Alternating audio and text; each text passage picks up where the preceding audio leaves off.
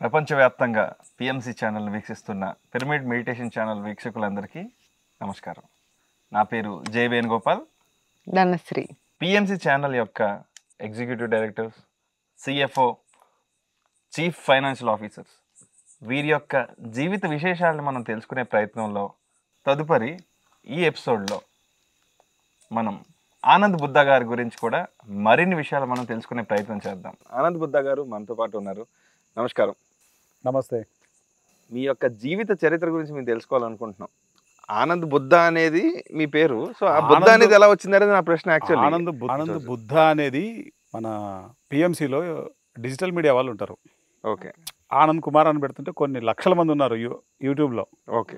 Sir ఏదైనా ఒక name యూనిక్గా ఉంటే బాగుంటుంది సార్ అని సజెస్ట్ చేశారు. ఓకే. ఏం పెడితే బాగుంటుందని ఆలోచిస్తున్నాం. ఓకే. మనందరి యొక్క లక్ష్యం ఏంటి? బుద్ధత్వం. అవును. సింపుల్గా ఆనంద్ బుద్ధ అని పెట్టేసేయండి అని చూసి చెప్పా. ఓకే. అది యూట్యూబ్ నేమ్ అంతే అది. ఓకే. సో ఆనంద్ బుద్ధ అనేది బాగుంది, ఆ పేరుతోనే కంటిన్యూ అవుతున్నారు. Very nice. సో మీరు బేసిక్గా ముస్లిమా? మీరు? ఎస్, మా ఫాదర్ ముస్లిమాన్, ఓకే. Mother Christian. ఓకే. మీలోనే నాకు ఒక సమైక్యత కనిపిస్తుంది అన్న. మొత్తం కంప్లీట్ మతాలు, కులాలు అన్ని కలిపి మీలోనే ఉన్నాయి. అవును, నిజమే. ఎందుకంటే మా ఫాదర్ అల్లా కరెక్ట్ అని కొట్లాడుతుంటాడు పొద్దున్న లేస్తే. మా మదర్ జీసస్ కరెక్ట్ అని కొట్లాడుతుంటుంది. ఓకే. నేనేమో నా ఆంజనేయ స్వామి కరెక్ట్ అని నేను కొట్లాడుతుంటాను. ఓకే. సో ఒకే ఇంట్లోనే ముగ్గురికి వారు ఉంటుంది ఎప్పుడు. ఓకే. ఓకే. సో కంప్లీట్ సమైక్యత ఉంది. ముస్లిమ్స్లో గుండు పట్టించుకోరు. నేనేమో మా తాడిపత్రి నుంచి పులివెందులు అని ఒకటి ఉంటుంది, దాదాపు ఒక 85 కిలోమీటర్స్ దగ్గర గండికోట అని ఒకటి వస్తుంది. గండి ఆంజనేయ స్వామి అని వెరీ ఫేమస్. నేను పోయి అక్కడ శనివారం రాత్రి నిద్ర చేసి గుండు కొట్టి చేసుకొని ఆదివారం ఇంటికి వచ్చేస్తాను. మా ఫాదరు తల పట్టుకునేటాడు, ఎవడరా నువ్వు, ఎలా పుట్టావురా నువ్వు, ఆంజనేయ స్వామిని వేడుకోవడం ఏంట్రా, పోయి గుండు కొట్టించుకోవడం ఏంట్రా అని. ఓకే. మా ఫాదర్ ఏమో రోజా ఉండమంటాడు రంజాన్ వస్తే. డిసెంబర్ వస్తే మా మదర్ ఏమో ఇక్కడ ఉపవాసాలు. ఓకే. క్రైస్తవ సువార్త స్వస్థత కూటములు ఉపవాసాలు. ఓకే. మనదేమో జై వీరాంజనేయ. చాలా విచిత్రంగా ఉంది ఇలాంటి ఫ్యామిలీని చూడడం. ఇప్పుడు వినడం ఇదే ఫస్ట్ టైం యాక్చువల్లీ. సో మీ బాల్యం ఎలా గడిచింది? బాల్యంలో ఇప్పుడు ఈ రోజు మీరు ఎంతో జ్ఞానాన్ని అందరికీ పంచుతున్నారు అండ్ ఆల్సో గ్రేట్ వర్క్ చేస్తున్నారు పిఎంసిలో. అయితే వి వాంట్ టు నో మీ చిన్నతనం అనేది ఎలా జరిగింది? చిన్నప్పుడు ఏంటంటే అంత డిఫికల్ట్ ఎన్విరాన్మెంట్. ఎందుకంటే మా ఫాదర్ ముస్లిమాన్, మదర్ క్రిస్టియన్. ఇక్కడ ఏంటంటే ఈ తాడిపత్రి లాంటి బ్యాక్గ్రౌండ్, అది మండలం, సిటీ కాదు అది. ఓకే. అక్కడ కుల వ్యవస్థకి చాలా ఇంపార్టెన్స్ ఉంటుంది. వాళ్ళని తక్కువ కులాల వాళ్ళని దూరంగా పెట్టడము, ఎక్కువ కులాల వాళ్ళని దగ్గరగా పెట్టడం, ఇలా జరిగేది. నాకు చిన్నప్పుడు ఇవన్నీ చూసిన తర్వాత ఒక రకమైనటువంటి వ్యతిరేకత లోపల. అసలు మనుషులకి ఎక్కువ తక్కువ భావాలేంటి, ఇంత భేదాభిప్రాయాలేంటి, ఒకరిని దగ్గరికి రానివ్వడం, ఒకరిని దూరం పెట్టడం ఏంటి, అసలు ఇలా ఎందుకు జరుగుతుంది, ఇట్లా ఎన్నో రకాల డౌట్స్ నాకు. ఓకే. సో ఓకే, స్టార్టింగ్ గ్లిమ్స్లోనే మీరు ఒక షాకింగ్ పాయింట్లు చెప్తున్నారు మాకు. యాక్చువల్లీ అంటే లైక్ మీ యొక్క ఎక్స్పెక్ట్ చేయలేదు నిజానికి మేము. అంటే ఆనంద్ గారు అని అంటే ఆనంద్ అన్న తన జీవితం బాగా సాగిస్తున్నారు, పిఎంసిలో మంచి స్థితిలో ఉన్నారు, ఎంతో అదృష్టం ఆనంద్ అన్నకి, అట్లా భావించాము మేము. అట్లా ఒక్కసారి వెనక్కి వెళ్ళి చూసేటప్పటికి స్టార్టింగ్లోనే మీకు ఇంటి నుంచే చూసుకుంటే చాలా ఒక డిఫరెంట్ సిచ్యువేషన్స్ ఉన్నాయి మీకు ఇంట్లో. ఓకే. సో అంటే జస్ట్ ఇంకొంచెం క్లియర్గా తెలుసుకోవాలనుకుంటున్నాను. I want to deep even more digger అసలు. సో అక్కడ నుంచి మీ జననం ఎప్పుడు మీరు పుట్టారు? ఏ ఏజ్? 1985 డిసెంబర్ 18. ఓకే. మీ బాల్యంలో మీరు పడిన బాధలు ఏమైనా ఉన్నాయా? దుఃఖాలు ఏమైనా పడ్డారా? లేదా మీ యొక్క జీవితం అంతా చాలా ఆనందంగా వెళ్ళిందా? నెవర్. అంటే జీవితంలో ఎటువంటి హ్యాపీనెస్ లేదు చిన్నప్పుడు ఎస్పెషల్లీ. ఎందుకంటే మా ఫాదర్ బిజినెస్ మ్యాన్. మా ఫాదర్ కింద దాదాపు 300 మంది పనిచేసే వాళ్ళు ఉంటారు. ఎందుకంటే మా ఫాదర్కి చాలా తోటలు ఉండేవి, జామ తోట, సపోటా తోట, మామిడి తోట, చాలా రిచ్ ఫెలో. ఓకే. చిన్నప్పుడు నా 8th క్లాస్ వరకు కూడా ఆ రిచ్నెస్ని టేస్ట్ చేసాం. మా ఫాదర్ ఎంత రిచ్ ఉన్నా ఫాదర్ నుంచి ఏ లవ్ అయితే ఆ చైల్డ్కి కావాలో అది అందేది కాదు. అట్ ది సేమ్ టైం మా మదర్ కూడా బిజీ ఉండేది. ఆవిడ పనుల్లో ఇప్పుడు మా ఫాదర్కి సపోర్ట్ చేస్తూ ఆవిడ పనుల్లో ఆవిడ బిజీ ఉండేది. ఓకే, దీనివల్ల ఏమైందంటే పూర్తిగా అంటే ఒక చైల్డ్కి ఏం కావాలి, లవ్ కావాలి, కేర్ కావాలి, ఆ సెన్సిటివిటీ ఉంటుంది చైల్డిష్లో. మనం ఒక గోము లేకపోతే మారాము ఏదో చేస్తుంటాం, చేసినప్పుడు మనకు కావాల్సినవన్నీ తీపిస్తుంటారు. ఒక నాది, నా ఓన్, నా తల్లిదండ్రులు అనేటువంటి ఒక ఫీలింగ్, ఎన్నో రకాల థింగ్స్ ఉంటాయి. అంటే అప్పుడు ఇంకా ఒక చాలా ఉండేవి అనుకో, ఇప్పుడు సరిగ్గా అన్ని గుర్తులేవు, అప్పుడు ఉన్న థింగ్స్ అన్ని గుర్తులేవు, కానీ కొన్ని విషయాలను మీతో షేర్ చేస్తున్నా. అట్లా ఆ చిన్నప్పుడు ఆ చైల్డ్కి ఏదైతే కావాలో అది ఏది దక్కలేదు. ఎందుకంటే ఎవరికి వాళ్ళు బిజీ లైఫ్, అన్నీ ఉన్నాయి, కావాల్సిన ఫుడ్ ఉంది, కావాల్సిన బట్టలు ఉన్నాయి, అన్నీ ఉన్నాయి. సో బాగా రిచ్ ఫ్యామిలీలో మీరు పుట్టడం? 8th క్లాస్ వరకు rich family. Okay, 8th class వరకు. చిన్నప్పుడు బాల్యం అంతా కూడా ఒక మంచి స్థితిలో ఉన్న, ఏం కొదవలేదు, దేనికి కొదవలేదు. ఓకే, దేనికి కొదవలేదు. సో ఈ టైంలోనే అంటే ఇక్కడ 2 విషయాలు చెప్పుకోవాలి. ఎప్పుడు మనుషుల మధ్య అంటే పుట్టిన పిల్లాడికి ఏముంటుంది, హాయిగా ఆడుకోవడం తెలుస్తుంది, కానీ నేను వెళ్ళి ఇంకొక పిల్లాడితో ఆడుకుంటున్నప్పుడు, ఏయ్ నువ్వేంటి ఇక్కడికి వచ్చావు, నువ్వు వెళ్ళు, వెంటనే ఒక బ్లాక్ ఏర్పడుతుంది. తర్వాత ఇంట్లో వెళ్ళి మనం చెప్పినప్పుడు ఏదైనా ఒక విషయాన్ని ఇంట్లో వాళ్ళకి తల్లిదండ్రులతో చెప్తే, ఏయ్ నీకేం తెలుసు, నోరు మూసుకో, ఓహో నాకేం తెలీదా, ఒక బ్లాక్ ఏర్పడుతుంది. ఫాదర్ దగ్గరికి వెళ్ళి నాన్న నాకు ఇది కావాలి అని అడిగినప్పుడు ఆయనకున్నటువంటి ఆయన ఇబ్బందులు, ఆయన ప్రెషర్స్, ఆయన టక్కన ఏదైనా ఒక నెగిటివ్ వర్డ్ వాడినప్పుడు అది ఒక బ్లాక్ లాగా ఏర్పడుతుంది. అంటే ఎంటీ పేపర్ మీద, నా చైల్డిష్లో నా ఎంటీ పేపర్ మీద రాశారు కొన్ని వాక్యాలు. ఆ వాక్యాలన్నీ కూడా జీవితాన్ని నాశనం చేసే వాక్యాలే. ఓకే, ఎందుకంటే ఎప్పుడు తగ్గించి మాట్లాడడం, ఎప్పుడు దూరం పెట్టి మాట్లాడడం, ఎప్పుడు విలువను ఇవ్వకపోవడం, వాల్యూ లేదు ఆ చైల్డ్కి. ఓకే, ఆ చైల్డ్ ఏదో చెప్పాలనుకుంటాడు, నోర్మీరా ఏం తెలుసు నీకు అనగానే స్టాప్ అయిపోతుంది అక్కడికి. ఓకే, సో ఇలాంటివి కొన్ని 1,00,000 చెప్తాను నేను ఉదాహరణ. అంటే ఈ ఎపిసోడ్ మొత్తం నేను ఈ కంప్లైంట్సే మాట్లాడతా. ఓకే, అంటే మీకు అన్ని కంప్లైంట్స్ బాగున్నా సరే మీ యొక్క పర్సనల్ లైఫ్ లోకి వచ్చేటప్పుడు మీకు చాలా విషయాలు మీకు సరికాని, నాకే కాదు కొన్ని కోట్ల మంది పిల్లల్లో ఉంది అది. నా ఒక్కడి విషయంలో జరగలేదు. నేను అనుకునేవాడినప్పుడు నాకు ఒక్కడికే జరుగుతుంది అనుకునేవాడిని. ఓకే, నాకు కొంత ఊహ వచ్చిన తర్వాత తెలిసింది, ఓహో నాలాగా కొన్ని కోట్ల మంది ఉన్నారు అని. ఈరోజు మనం చూసే చాలా మంది టెర్రరిజం కావచ్చు, లేకపోతే తమను తాము అంతం చేసుకొని వేరే వాళ్ళని అంతం చేయడానికి చూస్తుంటారు. వాళ్ళందరి చైల్డ్లో యాజ్ ఇట్ ఈస్గా నాకు ఏది జరిగిందో అలానే జరిగి ఉంటాయి. చాలా స్టోరీలు చదివాను నేను, బయోగ్రఫీలు. ఎందుకంటే నా పట్ల నాకు ప్రేమ లేనప్పుడు, నా పట్ల నాకు ఒక కన్సర్న్, ఒక కేరింగ్, ఒక సెన్సిటివిటీ నా పట్ల నాకు లేనప్పుడు నేను తయారయ్యేటువంటి విధానం ఎలా ఉంటుందంటే అది మనిషి ఊహకు అందదు. ఇంకా వాడు ఏం చేయడానికి వెనకాడాడు. ఎందుకంటే వాడి లోపల ఆ సెన్సిటివిటీ పోయింది, కరుడు కట్టిన తీవ్రవాదం వచ్చేస్తుంది. ఓకే, నాకు అక్కడి నుంచి రేగిందనమాట. అసలు ఎవడ్రా, అసలు ఈ సృష్టి చేసింది ఎవడ్రా ఇంతకు, వాడు ఎవడు ఇంతకు, అసలు దేవుడు అంటాడు ఇంత, అంతే. ఇంకా రెబల్ అయిపోయినా నేను. ఇంత భేదాలు ఎందుకు, ఒక మనిషి ఇంకొక మనిషి కనీసం ఒక కామన్గా జీవించలేని జీవితం లేనప్పుడు ఈ భూమి మీద అసలు ఇక్కడ ఈ భూమి మీద ఉండడం ఎందుకు, అసలు ఎవడు దీన్ని సృష్టించింది, అసలు సృష్టించినోడికి ఫస్ట్ బుద్ధి లేదు, ఫస్ట్ ఆఫ్ ఆల్ ఏం కావాలో తెలీదు ఆ మాత్రం. ఇలా చాలా కోపం వచ్చేసింది ఫస్ట్ టైం నాకు, ఎంటైర్ ఈ యూనివర్స్ మీద కోపం వచ్చేసింది నాకు. అక్కడి నుంచి స్టార్ట్ అయింది అసలు ఇదంతా ఎందుకు సృష్టించబడింది, అంతా ఈ మనుషులు ఎవరు, ఈ జంతువులు ఏంటి, పక్షులు ఏంటి, దేని పర్పస్ ఇదంతా సృష్టించబడింది, అసలు నేను దేనికోసం పుట్టినా. ఫస్ట్ ఆఫ్ ఆల్ ఆయన పుట్టిన అసలు ఇలాంటి తల్లిదండ్రులకి ఎందుకు పుట్టినా నేను. చిన్నప్పుడు అంతా ఆల్వేస్ క్వశ్చనింగ్ అనమాట. చాలా ఫీల్ అయ్యేటోని, అసలు ఈ తల్లిదండ్రులకు నేను ఎందుకు పుట్టానని. ఎందుకంటే ఏదైతే కావాలో అది దొరకట్లేదు తల్లిదండ్రుల దగ్గర నుంచి. అన్నదమ్ములు అంటే వాళ్ళ బిజీలో వాళ్ళు ఉన్నారు. మీకు ఎంతమంది సిబ్లింగ్స్ అండి? నాకు ఒక అక్క, 4 బ్రదర్స్, మేము మొత్తం 5. 4 బ్రదర్స్. 4 బ్రదర్స్. నాకు చిన్న తమ్ముడు ఉన్నాడు. ఓకే. సో చాలా రకాల గడ్డు పరిస్థితుల్ని నా లైఫ్లో చూసాను నేను.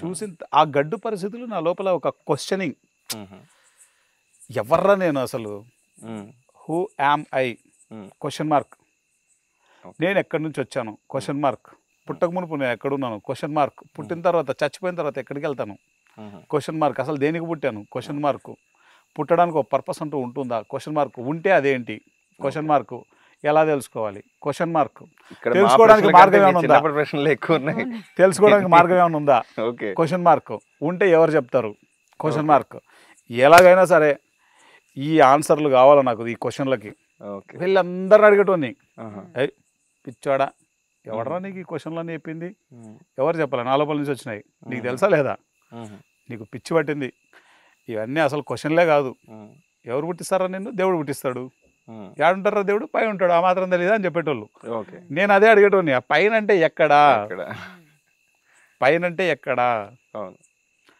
నోర్లు మూసేవారు, వెళ్ళి మా టీచర్స్ అడిగేవాడిని, మా ఇంట్లో వాళ్ళని అడిగేవాడిని, అందరూ విసుక్కునేవారు, కానీ ఆన్సర్ చెప్పిన ఏకైక వ్యక్తి, ఆన్సర్ చెప్పలేదు కానీ ఆన్సర్ తెలుసుకోవడానికి మార్గం చెప్పిన వ్యక్తి Patri sir. Okay okay got it. So అయితే మీరు బేసిక్ అంటే బాల్యం గురించి మీరు ఆర్థికంగా కొంచెం బాగున్నా సరే ప్రాపంచికంగా ఉన్న మీ మెదడులో మెదిలిన ఈ ప్రశ్నలన్నీ కూడా మిమ్మల్ని ఎంతో ప్రశ్నలకు గురి చేస్తూ ఇంకా ఇబ్బందులకు గురి చేస్తూ సిచ్యువేషన్స్ కూడా ఇంట్లో అంతగా గడ్డు పరిస్థితులు ఉండేవి. గడ్డు పరిస్థితులు అంటే నా 8th క్లాస్ వరకు గడ్డు పరిస్థితులు మీన్స్ ఒక చైల్డ్కి ఏదైతే దక్కాలో అది దక్కనిదే గడ్డు పరిస్థితులు, మిగతా అంతా బాగుంది. Okay okay. నిజానికి మా నాన్న నన్ను ఎంత ప్రేమిస్తాడంటే ఆ ఊహకు అందదన్నమాట. నేనంటే పిచ్చి ఆయనకి. ఒకరోజు మా మదరు నన్ను రే అని పిలిచింది, పలకలేదని చెప్పేసి. ఓకే, ఏంటి అలా మాట్లాడుతున్నావు, ఓకే నువ్వు పేరు పెట్టి పిలవేంటి నా కొడుకుని, నువ్వు అలా రే అంటావేంటి అని చెప్పేసి చాలా సీరియస్ అయిపోయాడు మా మదర్ మీద. ఓకే. ఆయన అంటే నేను అక్కడ అది కూడా చూసా, లోపల ప్రేమ ఉంది, మా మదర్కి నా పట్ల ప్రేమ ఉంది. ఆ ప్రేమని వాళ్ళు ఎక్స్ప్రెస్ చేయడానికి, ఆ ప్రేమను నాతో ఎక్స్పీరియన్స్ చేయడానికి టైం లేదు. ఓకే. ఆ టైం లేకపోవడం వల్ల నా లోపల ఒక వెలితి ఏర్పడింది లోపల. ఒక లోన్లీనెస్ కానీ, లేకపోతే ఏంటి లైఫ్ అనేది, ఇట్లా క్వశ్చన్స్ కానీ, ఇవన్నీ రావడానికి కారణం ఆ సర్కమాస్టెన్సెస్ అండ్ వాతావరణం, ఆ సిచ్యువేషన్స్. ఇద్దరికి, మా మదర్కి నా పట్ల చాలా ప్రేమ ఉంటుంది. ఒక్క గంట నేను కనబడకపోతే ఆవిడ తట్టుకోలేదు మళ్ళీ. అన్నీ ఉన్నాయి కానీ అక్కడ ఏదైతే చైల్డ్కి దక్కాలో అది చిన్నప్పుడు అది దక్కలేదు. ఓకే. సో ఇలాంటి సిచ్యువేషన్స్లో చదువు అనేది డెఫినెట్లీ అవుతూ ఉంటుంది. సో ఎలా చదివేవారు చిన్నప్పుడు? మనము చదువులో సున్నా, మనకు చదివేని రాదు అసలు. ఓకే. ఎంతసేపు నేనెవరు, నేను ఎక్కడి నుంచి వచ్చాను, పుట్టక మునిపి ఎక్కడున్నాను, చచ్చిపోయిన తర్వాత ఎక్కడికి వెళ్తాను, ఎందుకు ఇదంతా, ఎంతసేపు ఇదే నా ధ్యాస అంతా, నో చదువు. మరి నో చదువు అని అన్నవారు ఈరోజు MBA కంప్లీట్ చేసుకున్నారు మీ లైఫ్లో. సో అది ఎలాగా అయ్యింది? మీ యొక్క schooling, college life, school life గురించి మాకు వివరంగా చెప్పండి. చిన్నప్పుడు నేను LKG, UKG, ఒక 2nd క్లాస్ 3rd క్లాస్ వరకు ఐ థింక్ శివశంకర్ విద్యా మందిరం అని ఉండేది మా ఇంటి దగ్గరలో. దాని తర్వాత గౌతమి స్కూల్కి, గౌతమి రెసిడెన్షియల్ స్కూల్ అని చెప్పేసి నంద్యాల రోడ్లో ఉండేది, అక్కడ చదివాను తాడిపత్రిలోనే 8th క్లాస్ వరకు, 7th క్లాస్ వరకు. అక్కడ 7th ఫెయిల్ అయ్యాను. 8th క్లాస్కి నేను మా మదరు ఒక గవర్నమెంట్ స్కూల్లో జాయిన్ చేద్దామని తీసుకెళ్తుంటే అక్కడ చార్లెస్ విజయం అనేటువంటి ఒక వ్యక్తి, అమ్మవాడు 7వ తరగతి ఫెయిల్ అయినాడు, వాడిని తీసుకొచ్చి ఇక్కడ చేర్పిస్తే ఉన్న చదువు కూడా పోతుందని తీసుకొచ్చి 8th క్లాస్లో విద్యార్థి విద్యాలయంలో చేర్పించారు. అక్కడ ఆయన చేర్పించిన కొద్ది రోజులకి పత్రి సార్ వచ్చి నాకు ధ్యానం నేర్పించారు. అది నా ప్రారంభం. Okay, got it. సో అంటే మీ విద్యాభ్యాసం చిన్నప్పుడు ఏదైతే ఉందో అంతగా రుచి తగ్గ రుచి కాదు, అసలు రుచే లేదు, చదువు లేదు మనకు. ఓకే. తర్వాత అంటే ఆ చదువు మీద ధ్యాస లేదు. ఫస్ట్ కంప్లీట్లీ మీకు మీ లోపల ప్రశ్నలే మిమ్మల్ని ఎక్కువగా మెదిలేలా చేసేవి. ఎప్పుడు లైఫ్ గురించి ఆలోచించేవాడిని. ఓకే, ఏంది లైఫ్, జీవితం ఏంటి, ఓకే, ఎందుకు వచ్చావు ఇక్కడికి, ఏం చేయడానికి వచ్చావు. ఈ ప్రయత్నానికి మీకు ఎవరైనా తోడయ్యేవారా? మీ స్నేహితులు కానీ చాలా మంది ఉన్నారు, ఇలాగే మీలాగే ఆలోచిస్తూ మిమ్మల్ని సపోర్ట్ చేస్తూ చాలా మంది ఉన్నారు. నరసింహులు అని నా ఫ్రెండ్ ఉన్నాడు తాడిపత్రిలో. ఓకే. తర్వాత భాస్కర్ అని ఉండేవాడు. మేము ఏం ఆలోచించేవాళ్ళం తెలుసా, భాస్కర్ నేను, భాస్కర్ ఇప్పుడు ఎక్కడున్నాడో తెలియదు కానీ భాస్కర్ నేను, అరే ఇప్పుడు మా ఇంటి దగ్గర ఒక అతను చనిపోయాడు, నేను వెళ్ళి అడిగా ఏమైందని, చనిపోయాడని చెప్పారు. చనిపోవడం అంటే ఏదో తెలియదు మనకు. ఫస్ట్ మనతో మాట్లాడే వ్యక్తి పడుకొని ఉన్నాడు, ఏడుస్తున్నారు, చనిపోయాడని చెప్తున్నారు. ఫస్ట్ సీన్ ఏముంటుంది, ఇప్పుడు ఒక 5-6 డెత్తులు చూస్తే అది వేరే విషయం. ఫస్ట్ డెత్ చూసినప్పుడు ఏం చెప్పారు, ఎక్కడికి వెళ్ళాడు మరి అని అడిగా, దేవుడి దగ్గరికి వెళ్ళాడు అని చెప్పారు. వెంటనే నేను భాస్కర్ వెళ్ళి, అరే మనం కూడా చచ్చిపోదాం, దేవుని దగ్గరికి వెళ్తాం రా, అసలు ఈ క్వశ్చన్లన్నీ ఫస్ట్ అడగాల దేవుణ్ణి, చచ్చిపోవాలంటే ఎట్లా చేయాలరా అని చెప్పేసి అప్పుడు ఆలోచిస్తున్నాం మేము. చాలా సీరియస్ డిస్కషన్ అది. అరే కత్తి తీసుకొని కోసుకుంటే అరే చాలా నొప్పి వస్తుంది కదరా, పోనీ ట్రైన్ కింద పడితే, అరే అంత పెద్ద బరువు ఒక్కసారిగా మన మీద పడితే ఏమైపోతాం రా, ఓకే ఇది చాలా కష్టంగా ఉంది. ఎత్తైన బిల్డింగ్ మీద నుంచి దుంకితే చచ్చిపోతే పర్లేదు రే, చేతులు కాలు ఇరిగితే, ఇట్లా రకరకాల, అంటే ఇప్పుడు ఇమ్మీడియట్ గా దేవుని దగ్గరికి వెళ్ళిపోయి అవన్నీ అడిగేయాలని మా క్వశ్చన్. దేవుడిని కలవాలి బాధలు ఏమి లేకుండా కలవాలి అంటే వీళ్ళు చెప్పారుగా, చచ్చిపోయినోడు దేవుని దగ్గరికి వెళ్ళాడు, మనం కూడా చచ్చిపోతే దేవుని దగ్గరికి వెళ్తాం కదా, ఎందుకు ఈ పంచాయతీ అంతా అని. అప్పుడు మీ వయసు ఎంత?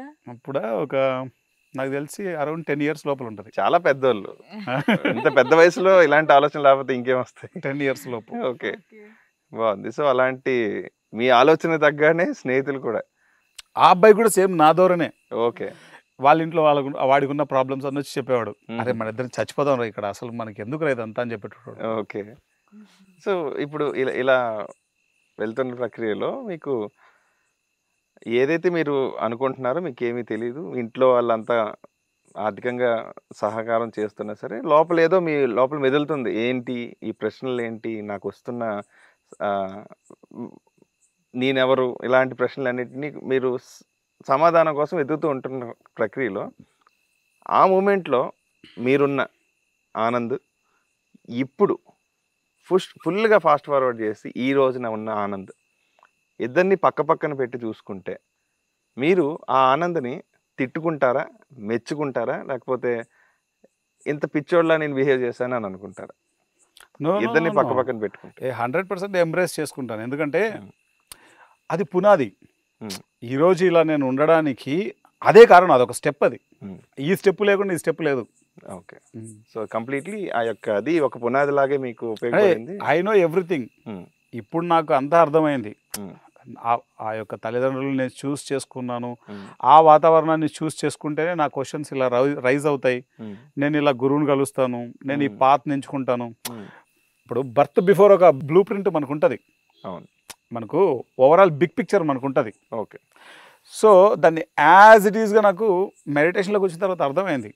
ఇప్పుడు కాదు, 10th క్లాస్లో నాకు అర్థమైపోయింది ఇదంతా. ఓకే, అప్పటి వరకు నా తల్లిదండ్రుల మీద నాకు కోపం ఉండేది, తర్వాత నాకు కోపం లేదు తల్లిదండ్రుల మీద. Okay okay, so perfect. So ఇప్పుడు కంప్లీట్లీ మనం ఇప్పుడు మాట్లాడుతున్న విషయం అంతా కూడా బాల్యంకి సంబంధించింది. సో ఒక బాల్యంలో పిల్లలు ఏ విధంగా ఉండాలి, మీరు ఏ విధంగా ఉన్నారన్న విషయాలు మనం మాట్లాడుకుంటాం. సో ఇప్పుడు మీకు ఒక అవగాహన వచ్చేసిందని చెప్తున్నారు మీరు, ఇప్పుడు నేనేంటి అనేది. ఇప్పుడు ఉన్న ఫలంగా ఈ వీడియోని మనం మాట్లాడుతున్న వీడియోని 10 నుంచి 20 సంవత్సరాల వయసు వాళ్ళు చూస్తున్నారు అనుకుందాం, వాళ్ళు ఏ విధంగా ఉండాలి, వాళ్ళ ఆలోచన విధానం ఎలా ఉండాలి? ప్రాబ్లమ్స్ వస్తాయి ఆ టైంలో, ఎలాంటి సిచ్యువేషన్స్ వస్తాయి, అయినా సరే మీరు ఎలా నిలబడ్డారు, ఎలాగ మీ మోటివ్ ఏంటి, మీ ధైర్యం ఏంటి అనేది డెఫినెట్లీ అది వేరే వాళ్ళకి ఉపయోగపడుతుంది మీరు ఇచ్చిన నాలెడ్జ్. సో మీరు మీ స్కూల్ డేస్లో, కాలేజ్ డేస్లో, లేకపోతే బిజినెస్ చేసినప్పుడు, ఏదైనా జాబ్ చేసినప్పుడు మీరు ఫేస్ చేసిన సిచ్యువేషన్ ఫ్రమ్ 10 years, ముఖ్యంగా బాల్యంలో ముఖ్యంగా చెప్తే యాక్చువల్గా ఏంటంటే బాల్యం అంతా పిల్లాడి చేతుల్లో ఏమి ఉండదు, తల్లిదండ్రుల చేతుల్లో ఉంటుంది. కాబట్టి తల్లిదండ్రులు ఎప్పుడు కూడాను టైం ఇవ్వాలి. ఫస్ట్ ఆఫ్ ఆల్ నువ్వు టైం ఇవ్వకపోతే పిల్లాడి కోసం ఫస్ట్ పిల్లల్ని కనకూడదు. నువ్వు పిల్లల్ని కంటే కనుక టైం లేకుండా పిల్లల్ని కంటే నీ అంత మూర్ఖుడు ఎవడు ఉండడు భూమి మీద. ఎందుకంటే ఆ పిల్లాడికి ఏం కావాలో ఆ నెసెసిటీస్, ఆ థింగ్స్ని నువ్వు తీర్చినప్పుడు వాళ్ళని కనే హక్కు నీకు ఎలా ఉంటుంది? ఓకే, అది మినిమం ఇంపార్టెంట్ అనమాట. చిన్నపిల్లలప్పుడు వాడికి ఏం తెలీదు, వాడు ప్రతి దాన్ని ట్రస్ట్ చేస్తుంటాడు, ప్రతి దాని మీద విశ్వాసం ఉంటుంది, నమ్మకం ఉంటుంది. తనకేం తెలియదు కదా, ఫస్ట్ ఆఫ్ ఆల్ అనుభవమే లేదు, ఎలా ఉండాలి ఎలా తెలుస్తుంది? నువ్వు ఏం గైడ్ చేస్తున్నావు అదే తన సాఫ్ట్వేర్ అవుతుంది. కాబట్టి ఫస్ట్ 10 years కంప్లీట్గా నీ టైం పిల్లలకి ఇవ్వాల్సిందే. ఓకే. అలా ఇవ్వగలిగేటట్లు ఉంటేనే పిల్లల్ని కనాలి. అదర్వైజ్ పిల్లల్ని కనకూడదు. ఇది తల్లిదండ్రులు తెలుసుకోవాలి, పిల్లలుగా తెలుసుకోవాల్సింది. ఓకే. పిల్లలు 10 years లోపల ఏం చేయలేరు, హుహు. నిస్సహాయులు. హ్మ్. ఏముంటుంది వాళ్ళ దగ్గర? కంప్లీట్ డిపెండెన్స్‌గా ఉంటారు పేరెంట్స్ మీద. కంప్లీట్ డిపెండెన్స్ అది. Hmm. కంప్లీట్ డిపెండెన్స్ అది. ఓకే. నా తండ్రి వేలు పట్టుకొని నడవాలనుకుంటాడు, హ్మ్. నా తల్లితో నేను దగ్గరగా ఉండి అన్నీ ఆడుకోవాలి ఆ అనుకుంటాడు, ప్రేమను అనుభవించాలనే ఫీలింగ్‌లో దాన్ని ఉంటారు. ఎక్స్పీరియన్స్ చేయాలనుకుంటాడు. అవును. అది లేనప్పుడు వాడు ఎక్కడికి వెళ్తాడు? అవును. సో వాడి కంప్లీట్‌లీ లోపల తల్లిదండ్రుల మీదే అది వాడి ఆధారపడి లోపల ఆపోజిట్ సాఫ్ట్వేర్ స్టార్ట్ అయిపోతుంది, యెస్. రెబల్నెస్ వచ్చేస్తుంది. హ్మ్. ఎందుకు ఆ రెబల్నెస్ వస్తుంది అంటే కారణం ఇదే. Got it. చాలా అద్భుతంగా చెప్తున్నారు ఈ పాయింట్స్ అన్నీ కూడా. సో మీరు ఫేస్ చేసిన సిచ్యువేషన్స్. అదే చెప్తున్నాను కదా, ఇప్పుడు ఎన్నో రకాల చైల్డ్కి నీడ్స్ అనేది నాట్ ఓన్లీ లవ్, హ్మ్. Not only care, not only concern, Hmm. చాలా ఉంటాయి అన్నమాట. అంటే ఫర్ ఎగ్జాంపుల్ నాకు మంచి డ్రెస్ వేయాలి ఈరోజు నా మదర్ అనుకుంటాను నేను, హ్మ్. ఆవిడ అసలు 1% కూడా పట్టించుకోలేదు అనుకో, వీడి లోపల వీడికి డిజాస్టర్ అయిపోతుంది. ఇంకా హ్మ్. ఈరోజు మా ఫాదర్తో నేను ఇలా టైం స్పెండ్ చేయాలనుకుంటాను నేను ఎగ్జాంపుల్కి. హ్మ్. ఒకవేళ అది కుదరకపోతే నాన్న నాకు ఈరోజు కుదరదు, మనం రేపు చక్కగా మనం టైం స్పెండ్ చేద్దాం అని తండ్రి కనీసం చెప్పగలగాలి. హ్మ్. అసలే లేదనుకో, హ్మ్. అది 1 రోజు 2 రోజులు 3 రోజులు, నెల, సంవత్సరం, 2 సంవత్సరాలు, 3 సంవత్సరాలు, 4 సంవత్సరాలు, హ్మ్. ఇది ఇలానే పెరుగుతోంది అనుకో, హ్మ్. ఫాదర్ పట్ల మదర్ పట్ల ఒక సెన్సిటివిటీ బాండ్ ఉంటుంది ఎప్పుడు కూడా. అవును. ఇప్పుడు ఈ శరీరానికి, ఈ శరీరంలో ఉన్నటువంటి ఆస్ట్రల్ బాడీకి సిల్వర్ కార్డ్ ఎలా అయితే సెన్సిటివ్గా ఉంటుందో హ్మ్. అంతే సెన్సిటివ్గా ఒక బాండ్ ఉంటుంది. ఓకే. ఈ రోజున చాలామంది తల్లిదండ్రులు క్వశ్చన్ చేస్తుంటారు, హ్మ్. నా కొడుకుని నేను ఇంత కష్టపడి ఇంత పెద్దవాడిని చేసి అమెరికా పంపించాను, స్విట్జర్లాండ్ పంపించాను, లండన్ పంపించాను, హ్మ్. ఇంత గొప్ప ప్రయోజకం చేశాను, నా కూతుర్ని నేను చదివించాను, ఇంత కట్న కానుకలు ఇచ్చాను, ఎన్నో చెప్తుంటారు. హ్మ్. కానీ వాళ్ళు మమ్మల్ని రోజు చూడట్లేదని. హ్మ్. ఎందుకు చూడట్లేదు అని లోపలికి వెళ్తే హ్మ్. చిన్నప్పుడు వాళ్ళకి ఏదైతే కావాలో హ్మ్. అది ఆ తల్లిదండ్రుల నుంచి వాళ్ళకి దొరికిండదు. Okay. That is the reason, అంతకంటే ఏం లేదు. సో ఇన్ డెప్త్ రీజన్ అక్కడ. 100%. ఓకే. నేను ధ్యానం చేస్తున్నాను కాబట్టి నేను ఇలా ఉన్నాను. పొరపాటున నేను ధ్యానం చేయకపోతే నా తల్లిదండ్రులను పొరపాటున కూడా చూడను నేను. హ్మ్. ఎందుకంటే వీడి లోపల ఒక రెబల్ ఉన్నాడు. ఓకే. ఆ రెబల్కి ధ్యానం ద్వారా అర్థమైంది, ఓహో ఈ తల్లిదండ్రులు నేను చూస్ చేసుకొని వచ్చాను, ఇలాంటి సిచ్యువేషన్స్ ఉంటేనే నేను ఎదుగుతాను హ్మ్. అని నేను తెలుసుకున్నాను కాబట్టి నేను ఇలా ఉన్నాను. కానీ హ్మ్. నా జీవితంలో ధ్యానం లేకపోతే నా తల్లిదండ్రులను చూస్తాను లేదో క్వశ్చన్ మార్క్ అది. హ్మ్. హ్మ్. ఎందుకంటే ఆ చైల్డ్ లోపల ఉన్నాడు కదా, గుర్తొచ్చిన ప్రతిసారి చాలా పెయిన్ఫుల్గా ఉంటుంది అది. హ్మ్. హ్మ్. అట్లా. అర్థమైంది. సో మీరు అన్నారు కదా 8th క్లాస్ వరకు నేను మంచిగానే ఉన్నాను. 8th క్లాస్ తర్వాత ఏం జరిగింది? Like what happened? ఆ టైంలో మా ఫాదర్ వాళ్ళ ఫాదర్, హ్మ్. మా అబ్బా చనిపోయారు. హ్మ్. ఆయన ఉన్నంతసేపు మా ఫాదర్కి ఒక డిసిప్లిన్ ఉండేది. హ్మ్. అది అయిపోయిన తర్వాత మా ఫాదర్కి ఏంటంటే ఎక్కడ ల్యాండ్ ఉన్నా దాన్ని కొనేయాలనేటువంటి, ఎప్పుడు ల్యాండ్ అంటే చాలా ఇష్టం. ఓకే. అలా ఆయన వడ్డీల మీద వడ్డీలు అట్లా చేసి ల్యాండ్స్ అన్ని కొని లాస్ట్కు ఒక్క ఇంచు భూమి కూడా లేకపోకుండా అంతా పోయింది. ఓకే. ఏం లేదు ఇంకా, ఆహా! మొత్తం పోయింది. జీరో అయిపోయారు. జీరో అయిపోయాం. ఆహా! ఒక పూట గడిస్తే చాలు అనేటువంటి పరిస్థితులు దాదాపు 2-3 సంవత్సరాలు అనుభవించుంటాం. ఓకే. అంటే హ్మ్. ఎంతో ఆర్థికంగా నిలదొక్కున్న ఫ్యామిలీ నుంచి ఒకేసారి తెలియకుండా జీరో అయిపోయింది. ఒక్కటేసారి రోడ్డు మీదకి పడడం, అది రోడ్డు మీదకి రావడం. ఆహా! హ్మ్. ఓకే. సో అప్పుడు అప్పుడు మా ఫాదర్ కింద 300 మంది పనిచేసేవాళ్ళు. ఆ. మా ఫాదరే ఇంకా ఏమీ చేయలేని పరిస్థితిలో ఉన్నారు ఆ టైంలో. ఎందుకంటే ఆ వడ్డీలు కట్టే పరిస్థితి లేదు, మొత్తం అన్నీ అమ్మేశారు, హ్మ్. ఇంకా కట్టాల్సినవి ఉన్నాయి. హుహు. సో మనకు సర్కార్ వారి పాట సినిమా చూసినావా? అవును. మహేష్ బాబుది. అవును. Same as it is. Okay. మీరు రోడ్డు మీదకి రావాల్సిన పరిస్థితి వచ్చింది. అంతే. మీకు ఎరుక ఉందా అప్పుడు? మీకు తెలుసా ఇది ఏదో ఇంట్లో ఫ్యామిలీలో వచ్చేవాళ్ళు, మా ఫాదర్ లేదని అబద్ధం చెప్పేవాళ్ళం. ఓకే. సేమ్ సర్కార్ వారి పాట, ఓకే. లైఫ్ హిస్టరీ అంతా. ఆహాహా! ఓకే. అప్పుడు లోపల కసి పడింది లోపల. ఓకే. కుప్పలేయాలరా డబ్బు, కోట్లు సంపాదించి అట్లా అడ్డంగా పడేయాలని. ఓకే. ఒక అది ఒక తెలియని రెబల్నెస్ అది. ఓకే. సో అదంతా సిచ్యువేషన్స్ నేర్పించాయి అట్లా. Got it. నేను బాల్యంలో ఒక రకంగా ఉన్నతంగా ఉన్న ఫ్యామిలీ నుంచి వచ్చినా సరే ఒకానొక సమయం వచ్చేటప్పటికి ఒక జీరో స్థాయికి వచ్చేయడం వల్ల మీకు తెలియకుండా ఒక రెబల్నెస్ స్టార్ట్ అయింది. ఎస్. ఒక ఆర్థికంగా నిలదొక్కుకోవాలి అని మీ లోపల మీకే ఒక స్ట్రాంగ్ విల్ అనేది స్టార్ట్ అయింది. అది ఏమున్నా కానీ నాకు ఎప్పుడు నా దృష్టి అంతా అసలు నేను ఎవరు, నేను ఎందుకు పుట్టాను, సైమల్టేనియస్గా ఇది ఒక ఆలోచన. 99% ఇదే. ఓకే, ఏమొచ్చినా అదంతా 1% ఉండేది. Okay okay. ఇదంతా 1% ఉండేది. ఎప్పుడు ఆల్వేస్ నా ధ్యాస అంతా నేను ఎందుకు పుట్టాను, ఏదో కారణం ఉంటుంది కదా, ఏదో చెయ్యాలి కదా, నేను ఏం చేయాలి, నేను ఎంతసేపు నా ధ్యాస అంతా దీని మీదే ఉండేది. నాకున్న పరిస్థితులను బట్టి ఆ టైంకి కోట్లు సంపాదించాలని ఆలోచించాను అంతే. మళ్ళీ అది అయిపోతేనే మళ్ళీ నా ధ్యాసలోకి కూడా వచ్చేది కదా, అది మళ్ళీ అగైన్ మళ్ళీ ఇక్కడికి వచ్చేవాడిని. ఆవుకథ చాలా ఎటుగా మళ్ళీ ఆవుకథ వింటుంటే చాలా ఇంట్రెస్టింగ్ ఉంది స్టోరీ. నాకెప్పుడు అదేంటో తెలియదు కానీ నా ధ్యాస అంతా ఒకటే, నేను ఎందుకు పుట్టాను, చచ్చే లోపల ఆ పని చేయాలి, నేను ఈ బాడీ వెకెట్ చేసే లోపల దేనికోసం అయితే భూమి మీదకి వచ్చానో ఆ పని క్లోజ్ చేయాలి నేను. ఆ పని ఏంటో నాకు తెలియదు అప్పుడు, కానీ నా ధ్యాస అంతా అదే ఉండేది. ఓకే.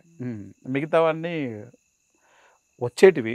నాకు పెయిన్ ఉండేది, నాకు ఆనందం ఉండేది, నాకు ఇష్టాలు ఉండేవి, అయిష్టాలు ఉండేవి, కష్టాలు ఉండేవి, బాధలు ఉండేవి, అన్ని రకాల ఎమోషన్స్ ఉన్నాయి నా జీవితంలో. కానీ అవంతా 1%. నా ధ్యాస అంతా నేను దేనికి పుట్టాను, నా బ్రెత్ ఈ భూమి మీద నేను ఆగే లోపు దేనికోసం అయితే పుట్టానో ఆ పని చేయాలి. అదేందో నాకు తెలియదు. ఇది జర్నీ 8th క్లాస్ వరకు కూడా. అంతవరకు ఇటువంటి ప్రశ్నలతోటే జీవితం సాగించారు. అప్పటికి మీకు తెలియదు ఏంటి అనేది. ఇప్పుడు ఫుల్ క్లారిటీ ఉన్నా సరే సమాధానాలు తెలుసు. ఇప్పుడు అప్పుడేం తెలియదు.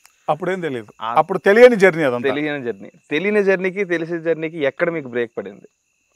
ఇప్పుడు తెలియనప్పుడు ఏమవుతుందంటే ఒక తెలియని రెబల్నెస్ లోపల నుంచి స్టార్ట్ అవుతుంది. ఒక మొండివాడు వస్తాడు లోపల నుంచి, ఒక మూర్ఖుడు వస్తాడు లోపల నుంచి. వాడికి ఎవరి మాట వినడాడు, వాడు సీతయ్య టైప్ అనమాట. అది క్యారెక్టర్. జ్ఞానం తెలియక మునుపు, జ్ఞానం తెలిసిన తర్వాత అంత స్మూత్ అయిపోతుంది, అంత ప్రేమమయం అయిపోతుంది, అంత సెన్సిటివిటీ అయిపోతుంది. ఓకే. సో అంటే ఇప్పుడు మీకు ఆ యొక్క జ్ఞానం తెలుసుకోవడానికి ఏది స్టార్టింగ్ పాయింట్ అయింది మీకు? అది 8th క్లాస్ నేను విద్యార్థి విద్యాలయంలో చార్లెస్ విజయం అనేటువంటి సార్ ద్వారా నేను అక్కడ చేరడం, అక్కడికి వచ్చి పత్రి సార్ ధ్యానం నేర్పడం, ఆ ఫస్ట్ కలయికలో సార్తో నేను కనెక్ట్ అయిపోవడం, అక్కడితో మీకు ధ్యానం అనేది స్టార్ట్ అయింది నా జీవితంలో. అక్కడ నుంచి separate journey start. Separate journey. అంతకుముందు ఆనంద్ వేరే, ఇంకా ధ్యానానికి ముందు ఆనంద్ వేరే. ఓకే. అప్పటి వరకు కొన్ని లక్షల క్వశ్చన్లు నా జీవితంలో, ఆన్సర్లు లేవు, ఓన్లీ క్వశ్చన్సే ఉన్నాయి. సో అలానే మీ యొక్క చిన్న వయసులో మీరు పర్సనల్గా ఫేస్ చేసిన సిచ్యువేషన్, మిమ్మల్ని ఇబ్బంది పెట్టి బాగా ఇంకా ఇది ఇంకా నా వల్ల కాదు అని బాగా పెయిన్ఫుల్గా ఫీల్ అయిన సిచ్యువేషన్స్, బాగా బాధపడిన సిచ్యువేషన్ ఏదైనా ఉందా? అంటే చిన్నప్పుడు ఇందాక చెప్పాను కదా, కుల వ్యవస్థ. ఈ కుల వ్యవస్థ అనేది ఎవడైతే కనిపెట్టాడో, అంటే చిన్నప్పుడు నాకు గనుక AK-47 దొరికితే వెంటనే షూట్ చేసేటోని. అంటే భారతీయుడు సినిమా చూస్తే దాంట్లో కమల్ హాసన్ నేను. ఓకే. అంత అగ్రెసివ్నెస్, అంత యాంగరు, అంత ఎమోషను, అంత కసి లోపల కూడుగట్టుకుపోయాయి అనమాట. ఇప్పుడు 10 మంది పిల్లలం చక్కగా ఆడుకుంటుంటాం. వెంటనే ఒక ఆవిడ వచ్చి, ఏయ్ ఏంద్రా నువ్వు మా పిల్లలంతా ఆడుకుంటున్నావు అనగానే ఏమనిపిస్తుంది? ఆ సౌండ్ విన్నప్పుడు మనకి ఏమనిపిస్తుంది? ఏంటి నేను అన్న క్వశ్చన్ వస్తుందా రాదా? ఆ పిల్లాడికి ఏమైనా తెలుస్తుందా? అది ఎంత పెయిన్ఫుల్గా ఉంటుందో తెలుసా? చాలా పెయిన్ఫుల్. ఏం చెప్పాలో తెలియదు, అదే విషయంలో కోపం కదా. రెండు వస్తాయి. ఈ కుల వ్యవస్థ ఏదైతే ఉందో అది ఈరోజు ఎంతోమందిలో ఒక వ్యతిరేకమైనటువంటి భావాలు రావడానికి, కరుడుగట్టిన తీవ్రవాదులు తయారవ్వడానికి, ఇంత చిన్న భిన్నం అవ్వడానికి ఒక రకంగా ఇదే కారణం అనుకుంటా నేను. రెండో కారణం ఏంటంటే 10 మంది పిల్లలు ఆడుకుంటూ ఉంటాం, ఏదో సినిమా వచ్చిందని చెప్తారు, వెంటనే అందరూ వెళ్తాం. ఏయ్ నువ్వేంట్రా ఇంటి లోపలికి వస్తున్నావు, ఇంటి బయట కూర్చో అంటారు. నాతో పాటు ఆడుకున్నవాడు ఒకడు లోపలికి వెళ్తాడు, నన్ను బయట కూర్చోబెట్టేసరికి వెంటనే ఏమనిపిస్తుంది? తెలీదు. ఆ లోపల నుంచి వచ్చేటువంటి భావాలు మనుషుల్ని ఎంత ఇబ్బందికరంగా తయారు చేస్తాయో మన ఊహకు అందదు. అలానే చిన్నప్పుడు నేను ఏం చేసేవాడినంటే ఐస్ క్రీమ్స్ అమ్మేవాడిని. ఓకే. చిన్నప్పుడు ఐస్ క్రీమ్స్ అమ్మేవాడిని. ఈ ఐస్ క్రీమ్ అమ్మేటప్పుడు చాలా తక్కువ చేసి చూసేవారు. ఓకే. నా దృష్టిలో ఏంటంటే నాకు నేను చేసే పనే దైవం. నేను అలా ఫీల్ అయ్యేవాడిని చిన్నప్పటి నుంచి. అది ఏ పని చేసినా దాన్ని దైవంగా ఫీల్ అవుతాను నేను. నేను ఇప్పటికీ ఆఫీస్లో ఏదైనా ఉందనుకో పని, సార్ లేబర్ని పిలవాలి ఇది అదంటే మనం ఉన్నాం కదా మనం చేద్దామని చెప్పేసి నేను ముందుకు వెళ్తుంటా. చాలా మంది ఆ పని చేయరు, ముందుకు వెళ్తుంటా, నేనే చేసేస్తూ ఉంటా ఇన్వాల్వ్ అయిపోయి. నాకు పని చేయడం అంటేనే దైవత్వంతో సమానం నాకు. అది ఏ పనైనా, ఈ పని ఆ పని తేడా ఉండదు, ఏ పనైనా చేస్తాను. సో అంటే ఇక్కడ అర్థం చేసుకోవాల్సింది ఏంటంటే పని అనేది దైవత్వం. కానీ ఆ ఐస్ క్రీమ్స్ అమ్మేటప్పుడు నా ఫ్రెండ్స్ నన్ను చూసేవాళ్ళు. ఓకే. వాళ్ళు నాతో కొంతమంది మాట్లాడేవాళ్ళు కాదు, వీడు ఐస్ క్రీమ్ అమ్ముకునేటోడు అని. మా ఇంట్లో డబ్బులు లేవు, డబ్బులు కావాలి. నేను ఐస్ క్రీమ్ అమ్ముకుంటున్నాను కానీ దొంగతనం చేయట్లేదుగా. ఐస్ క్రీమ్ అమ్ముకుంటే తప్పే ఉంది. ఓకే. ఐస్ క్రీమ్ అమ్ముకునేటప్పుడు కూడా అది చాలా బరువు ఉంటుంది. ఎందుకంటే 300-400 ఐస్ క్రీమ్స్ నెత్తి మీద పెట్టుకోవాలి. నెత్తి మీద పెట్టుకొని ఊరంతా తిరగాలి. ఓకే. కనీసం ఒక 10 కిలోమీటర్లు నడుచుకుంటూ నేను తిరిగి ఐస్ క్రీమ్స్ అన్ని సాయంత్రానికి అమ్మేసేయాలి. అమ్మితే నాకు ఆ 400 ఐస్ క్రీమ్స్ అమ్మాను అనుకో, 200 రూపాయలు నాకు వస్తుంది. ఆ 200 తీసుకొని ఇంటికి వెళ్తే అప్పుడు మనకి కొంచెం సపోర్ట్ ఇంట్లో. అలా కూలి పని చేశాను చిన్నప్పుడు. కూలి పని చేసేటప్పుడు కూడా ఒక చోట మా ఊరు నుంచి కొంత దూరంలో ఒక పల్లెటూరులో ఇంటి పని అనమాట అది. మొత్తం ఒక 16 మంది ఉంటారు పనిచేసే వాళ్ళంతా. మేస్త్రి ఉంటాడు, మేస్త్రి తర్వాత కింద టీం ఉంటుంది, ఆ కింద టీం ఉంటుంది, మళ్ళీ దాని కింద ఒక టీం ఉంటుంది. ఆ లాస్ట్ టీం ఉంటుంది. చిన్నపిల్లని కదా నేను. ఇసుక అందించేది, సిమెంట్ అందించేది, చిన్న చిన్న గులకరాళ్ళు పైకి ఒక రాయికి మధ్యలో బెందెడలాగా వేస్తారనమాట. దాన్ని వేసి సిమెంట్ వేసేస్తారు. ఓకే. యా, ఇట్లా కూలి పని చేసేటప్పుడు ఏం చేస్తారంటే మేస్త్రికి ఒక గ్లాసులో, అంటే హయ్యర్ క్యాస్ట్ వాళ్ళందరికీ ఒక గ్లాసు, లో క్లాస్ వాళ్ళందరికీ వేరే గ్లాసులు ఇచ్చేవాళ్ళు. నాకేమో టీ తాగాలంటే బాగా మంచిగా ఎక్కువ తాగాలని నా కోరిక. పెద్ద గ్లాసులో ఇవ్వమని నేను అడిగా. వెంటనే వాళ్ళు చాలా సీరియస్గా చూశారు. ఏమనలేదు, సీరియస్గా చూశారు. ఆ సీరియస్గా చూసిన అక్కడే వెంటనే చంపేయాలనిపించింది నాకు. కానీ నేనేం చంపలేను కదా, చిన్నపిల్లని కదా. ఇప్పుడు 16 మంది ఉంటాం, దాంట్లో 10 మందికి మంచి గ్లాసులు ఇచ్చి 8 మందికి ఎట్లా ఉంటే అట్లా గ్లాసులు ఇచ్చి దాంట్లో తాగమంటే ఎలా తాగుతారు? కారణం ఏంటంటే నీ క్యాస్ట్ అంటారు. ఓకే. ఏమనిపిస్తుంది? అక్కడనే రాయి తీసుకుని చంపేయాలనిపిస్తుంది కొట్టి. ఓకే. సో అంటే చెయ్యలేను కదా. లోపల నుంచి వాడు ఉన్నాడు నా లోపల. ఆ రెబల్ ఆనంద్ అనేటోడు వాడు ఉన్నాడు, భారతీయుడు అనేటోడు లోపల ఉన్నాడు వాడు. వాడికి కోపం వస్తూ ఉంటుంది. అపరిచితుడులో అపరిచితుడు సినిమా చూసినావా? దాంట్లో 3 క్యారెక్టర్లు ఉంటాయి. ఒకటి రామానుజం, ఒకటి రెమో, మూడోవాడు అపరిచితుడు. అపరిచితుడు సినిమాలో కొన్ని లక్షల రెట్లు పవర్ఫుల్ అపరిచితుడు లోపల ఉన్నాడు, ఆనంద్ లోపల. ఓకే. అడ్డంగా చంపేయడమే. ఎవరెవరైతే ఇట్లాంటి బిహేవియర్ చేస్తారో, నీ క్యాస్ట్ తక్కువ, లేకపోతే నీకు డబ్బు లేదు, లేకపోతే నువ్వు చేసే పనిని గౌరవించని వాళ్ళని, నీచంగా చూసే వాళ్ళని, అధర్మంగా ప్రవర్తించే వాళ్ళని, నా లోపల అంత వయలెన్స్తో కూడుకున్న ఆనందం అనేటోడు ఉన్నాడు లోపల. ఎందుకంటే బికాస్ ఆఫ్ నేను ఎదుర్కొన్న పరిస్థితులు అలాంటివి. ఓకే. నాతో మనుషులు బిహేవ్ చేసిన బిహేవియర్ అలాంటిది. ఇప్పుడు నేను ఐస్ క్రీమ్ అమ్ముకుంటే నీకేమయ్యా చెప్పు, నేనేం తప్పు చేశాను? ఐస్ క్రీమ్ అమ్ముకోవడం తప్ప? అంతకుముందు మాట్లాడే నా ఫ్రెండ్ వాడు మాట్లాడడం మానేశాడు, నువ్వు ఐస్ క్రీమ్ అమ్ముకునేటోను అని. సరే వాడు పోతే పోయింది అనుకొని చెప్పేసి వదిలేశాను నేను. అంటే మనల్ని మనం చేసేటువంటి పనులు, అంటే మన క్యాస్ట్, మన చుట్టూ ఉన్న మనుషులు, ఇవన్నీ కూడా అదే మా ఫాదర్ దగ్గర డబ్బులు బాగున్నప్పుడేమో అందరూ బాగా పొగిడేవాళ్ళు, అందరూ వచ్చి కాళ్ళ దగ్గర కూర్చునేటోళ్ళు. పక్కన కూర్చోరంటే కూడా వద్దు, కాళ్ళ దగ్గర కూర్చుంటానికి వచ్చేటోళ్ళు, అయిన దానికి కాందానికి వచ్చేటోళ్ళు, సపోర్ట్ తీసుకునేటోళ్ళు, పొద్దున్న లేస్తే అన్న కానీ వచ్చి వాలిపోయేటోళ్ళు. డబ్బు ఎప్పుడైతే పోయిందో ఉమ్, కనీసం మినిమం పలకరింపు కూడా లేదు. ఉమ్, అంటే పొరపాటున పలకరిస్తే వీళ్ళని డబ్బులు అడుగుతారేమో. ఓకే.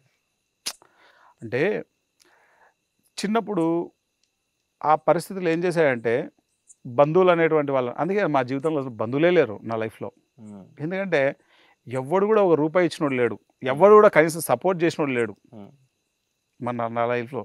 ఉమ్, మా ఇంట్లో వాళ్ళందరూ అందరితో మాట్లాడుతుంటారు, కానీ నేను మాట్లాడను. అంటే మనిషిని ఒకసారి చూసిన తర్వాత, ఉమ్, అందుకే చిన్నప్పటి నుంచి నాకు నేచర్, ఉమ్, ఎవరైనా నా జీవితంలో ఏదైనా హెల్ప్ చేశారనుకో, ఉమ్, నా లాస్ట్ బ్రెత్ వరకు వాళ్ళకి గ్రాటిట్యూడ్గా ఉంటాను, ఉమ్, వాళ్ళకి ఏదైనా సపోర్ట్ చేస్తాను నేను. ఉమ్, అలా లేని వాళ్ళతో నేను కనీసం నా టైం ఇవ్వను. నా టైం ఈజ్ వాల్యుబుల్. ఉమ్, నా టైము నేను దేనికోసం అయితే పుట్టానో దాని మీద పెడతాను, అడ్డమైన పనుల కోసం నేను పెట్టను. ఓకే. సో అటువంటి వాళ్ళ మీద నేను అసలు టైం ఇన్వెస్టే చేయను నేను. ఉమ్, అదే. చిన్నప్పుడు జరిగినటువంటి పరిస్థితులన్నీ కూడా ఉమ్, నా యొక్క సాఫ్ట్వేర్ను చాలా డ్యామేజ్ చేసేసినాయి. ఉమ్, ఒక ప్లెయిన్ పేపర్ను తీసుకొని ఇష్టం వచ్చిన పిచ్చి గీతలని గీసి పడేసినారు. ఉమ్, ఒక పిచ్చి ఆనంద్ అనేటోడు ఉన్నాడు ఆడ. ఉమ్, రామ్ గోపాల్ వర్మకి వాళ్ళ నాయన ఉన్నాడు, అపరిచితుడు ఉన్నాడు లిటరల్గా అక్కడ. ఉమ్, ఒక భారతీయుడు అనేటోడు ఉన్నాడు, ఉమ్, వాడికి ఎంతసేపు గన్ను తీసుకొని కాల్చాలని. ఉమ్, చిన్నప్పుడంతా గన్నులు పిచ్చి కత్తులు పిచ్చి నాకు, ఉమ్, తీసుకొని పొడిచి పడేయడమే. ఓకే. చిన్నప్పుడు సినిమాలన్నీ కూడా అవే సినిమాలు ఇష్టం నాకు. ఉమ్, ఎవడన్నా సినిమాలలో కొడుతున్నాడు వీడు బాగా అంటే ఆ సినిమాలు బాగా ఇష్టం, చంపుతున్నాడు అంటే ఇంకా ఇష్టం, ఉమ్, బాంబులు వేసేస్తున్నాడు అంటే ఇంకా ఇష్టం. ఉమ్. చిన్నప్పుడంతా వయలెన్స్ వయలెన్స్ వయలెన్స్. కంప్లీట్ ఒక డిఫరెంట్ ఆనంద్. ఇప్పుడు మాకు పరిచయమైన ఆనంద్ వేరు, ఆ Yes. చిన్నప్పుడు ఆనంద్ ఆలోచన విధానం వేరు. చిన్నప్పుడు ఆనంద్ అంతా, ఉమ్, చిన్నప్పుడు ఆనంద్కి వైలెన్స్ అంటే చాలా ఇష్టం. Okay. Violence is equal to Anand. చిన్న ఒక క్షణం మీ కళల్లో కనిపించింది ఆ చిన్నప్పుడు ఆనంద్ ఎలా Yeah. ఉన్నాడు అనేది. సో ఇలా ఉన్న ప్రయాణంలో చిన్నప్పుడే మీకు ఏమైనా ఎక్స్ట్రా కరికులర్ యాక్టివిటీస్ ఏమైనా ఉండేవా మీకు? ఓన్లీ చదువులో సున్నా, కనీసం బయట ఎక్స్ట్రా కరికులర్ యాక్టివిటీస్ ఏమైనా? నేను చాలా డిఫరెంట్ లైఫ్ స్టైల్ నాది. నాకంటే ఆటలు ఆడుకోవాలా, పాటలు పాడుకోవాలా, ఇదంతా వీళ్ళంతా అవమానించినప్పుడే పోయింది. ఓకే. చైల్డ్ చచ్చిపోయాడు ఆడు ఆల్రెడీ. చైల్డ్ అనేటోడు లేడు. ఉమ్, ఇప్పుడు చైల్డ్ ఏం చేస్తాడు చెప్పు? హాయిగా ఆడుకుంటాడు, పాడుకుంటాడు. అవును. మనం చూడు షాపింగ్ మాల్స్లో వెళ్తే ఒక తల్లిదండ్రులు ఏం చేస్తారు, ఉమ్, ఒక కార్ తీపిస్తాడు, వాడు ఆడుకుంటుంటాడు. ఉమ్, మొన్న మీ అపార్ట్మెంట్కి వచ్చా, ఉమ్, చిన్నపిల్లలు కారు నడుపుకుంటూ వెళ్ళిపోతున్నారు. అవును. చిన్న వెనకాలేమో తల్లిదండ్రులు కేరింగ్గా వీడు ఎలా పోతున్నాడు అని మురిసి పోతూ వెళ్తున్నారు. అవును. మందంతా అంత సినిమా లేదాడ. కారు కాదు కదా, చిన్న సైకిల్ బొమ్మ కూడా లేదు ఈడ. ఓకే. Okay, okay. ఏం లేదు. చైల్డ్ చచ్చిపోయింది చిన్నప్పుడే. ఓకే. చచ్చిపోయిన చైల్డ్ అది. ఓకే. కాబట్టి దానికి అంత వయలెన్స్ కూడుకొని ఉంది. ఓకే. అట్లా ఈ భూమి మీద 90% మంది చచ్చిన చైల్డ్లే ఉన్నారు. ఓకే. ఎందుకంటే బికాజ్ ఆఫ్ నాకు టైం లేదు, ఉమ్, నాకు టైం లేదు. ఎవడన్నా నాకు టైం లేదంటే ఫస్ట్ లేపేయాలనిపిస్తుంది నాకు. ఓకే. అన్ని సమకూరుస్తున్నాం అనుకుంటారు కదా చాలా వరకు. నేను భ్రమ అది. అన్ని సమకూర్చడం అంటే ఏంటి? అంటే వీళ్ళకి కావాల్సిన సరైన ఇప్పుడు విద్యను మేము అందిస్తున్నాను టైం నేను. ఇవ్వకపోయినా ఇప్పుడు తన వాళ్ళు కోసమే arrange కదా, తన చేస్తున్నారు. ఒక ఫీజుల కోసం, తన ఒక సుఖాల కోసమే కదా మేము కష్టపడుతున్నాను. ఒక కాకి ఇంకొక కాకి పిల్లకు అన్ని సమకూరుస్తుంది, ఓకే. ఎక్కడి నుంచో పోయి తీసుకొచ్చి పెడుతుంది. ఉమ్, సమకూర్చడం అంటే తిండి పెట్టడము, బడికి చదువు చెప్పించడం కాదు. సమకూర్చడం అంటే చైల్డ్ నీడ్స్ ఉంటాయి. ఉమ్, ఫస్ట్ ఆఫ్ ఆల్ చాలామంది పేరెంట్స్కి తెలియదు నీడ్స్ అంటే ఏంటో. ఆ తెలియకపోవడం వల్ల వచ్చిన ప్రాబ్లమ్స్ ఇవన్నీ. ఉమ్, ఉదాహరణకు చెప్పాను కదా ఇందాక, నా మదరు గ్రేటే, నా ఫాదరు గ్రేటే. ఉమ్, వాళ్ళకి తెలియకపోవడం వల్ల ఇదంతా జరిగింది. ఓకే. తెలియకపోవడం వల్ల, ఎందుకంటే వాళ్ళకి ఎందుకు తెలియలేదు, వాళ్ళ మదర్కి వాళ్ళ ఫాదర్కి తెలియదు. ఉమ్, ఇప్పుడు ఇదంతా ఎందుకు కూర్చొని మాట్లాడుతున్నాం? ఉమ్, ఈ తెలియకపోవడం అనేది తెలుసుకుంటే చైల్డ్ బాగుంటుందని చెప్పడానికి ఇదంతా. ఎగ్జాక్ట్లీ. అట్లా గాట్ ఇట్. సో ఏ విధంగా ఉన్నా సరే కంప్లీట్లీ మీ యొక్క ఒక రెబల్ ఆనంద్ నో చిన్నప్పుడు violence Anand, violence Anand, violence violence రెవల్యూషియస్ వైలెంట్ ఆనంద్, ఎస్, కంప్లీట్లీ అలా తయారైన ఆనంద్. పరాకాష్ట అది, ఒక పరాకాష్లో ఉన్న పీక్స్ okay. అది. అంత వైలెన్స్ లో పరాకాష్లో ఉన్న ఆనంద్ కంప్లీట్లీ ఒక జ్ఞాని ఆనంద్గా, ఆనంద్ బుద్ధాగా మారడానికి గల కారణం ఒక్క మాటలో చెప్పాలంటే పత్రి సార్.